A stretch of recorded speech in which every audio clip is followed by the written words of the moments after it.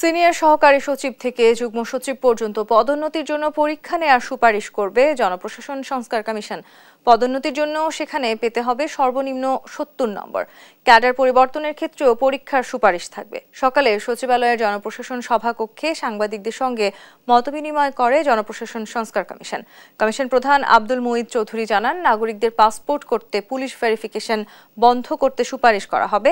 এছাড়া শিক্ষা ও স্বাস্থ্যকে স্বতন্ত্র ক্যাডার করারও প্রস্তাবনা থাকবে। তিনি জানান, গণতন্ত্রকে কখনো আমলাতন্ত্র রক্ষা করতে পারে না।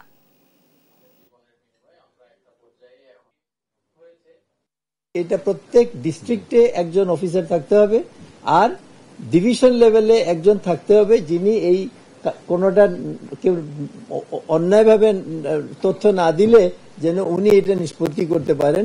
সেন্ট্রাল লেভেলে থাকবে শুধুমাত্র ওখানেও যদি না হয়, এটা আমরা একেবারে খুব শক্তভাবে এবং আইনে একটা সংশোধনী আমরা দেব ইনশাল্লাহ, যাতে করে এই জিনিসগুলো করা যায়।